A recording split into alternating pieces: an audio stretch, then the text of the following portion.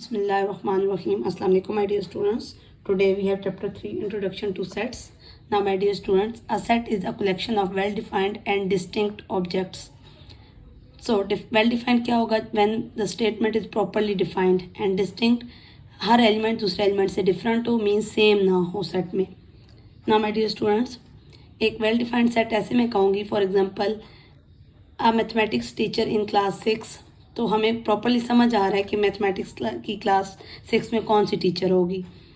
और या फिर हम ये कह सकते हैं नॉटी बॉयज़ इन स्कूल. अब हमें नहीं आइडिया हो रहा कि नॉटी बॉयज़ स्कूल में कितने हैं, किस टाइप के हैं, और थोड़ी सी स्टेटमेंट ऐसी है कि जो क्लियर नहीं है. सो जब आपके पास स्टेटमेंट क्लियर नहीं होती तो आप कहते हो कि वो आपके पास वेल डिफाइंड नहीं है. बट आपको स्टेटमेंट का प्रॉपरली क्लियर हो तो फिर आप कहते हैं कि ये स्टेटमेंट वेल डिफाइंड है और ये सेट है. Now my dear students, E denotes an element of. This one cut denotes not an element of, and NS denotes the number of elements in set S. Now, my dear students, 1 2 set A में 1 2 elements हैं तो हम कहेंगे 1 denotes to set A. 3 अब element 3 element जो है वो set A में नहीं है तो आप कहेंगे 3 not belongs to set A. Now, my dear student, moving toward next, empty set. A set with no element. अगर आपके पास किसी भी सेट में कोई एलिमेंट ना हो या इस टाइप का सेट हो तो इट्स मीन कि that one is empty set. Student, singleton set. A set containing only one element. अगर किसी भी सेट में सिर्फ एक एलिमेंट होगा तो आप उसे क्या कहोगे?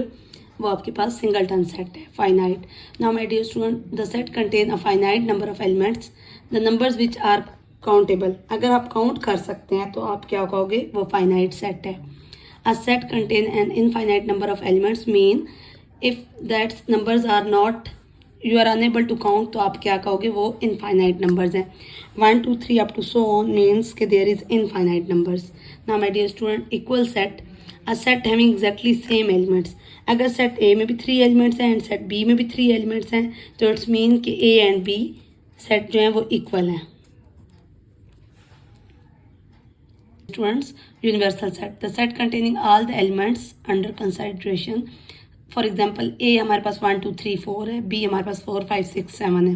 नाउ माय डियर स्टूडेंट, जब हम इसका यूनिवर्सल लेंगे ए यूनियन बी मीन्स कि यूनिवर्सल सेट क्या होगा कि आपने सारे एलिमेंट्स को कंबाइन करके लिखना है. Now my dear student, there are different types that how we will describe a sets. Describing sets in words. अगर आप वर्ड्स की फॉर्म लिखते हैं, set of even number, set of positive integers, set of odd numbers, तो अगर आप उसको properly words में लिखते हैं तो आप कहते हैं कि that is set in words. Now my dear student, list all the elements in set notation. अगर आप लिस्ट की फॉर्म में लिखते हैं 2 4 6 सेट ऑफ इवन नंबर्स, अगर आप वर्ड्स में लिखते हैं तो वो वर्ड्स में आ जाते हैं. अगर आप सिंपल लिस्ट डाउन करते हैं नंबर्स की फॉर्म में तो आप उसे क्या कहते हैं? वो है आपके पास listing the elements. Now my dear students, describing the elements in set notation. X such that X is a positive even integers less than 10.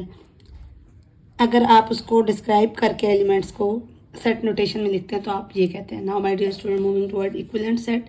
अगर दो आपके पास सेट्स हैं, set A and set B, उसके एलिमेंट्स डिफरेंट हों but count करें तो वो सेम हो तो we will say that these are two sets having same number of element, then we say that the set is called equivalent set.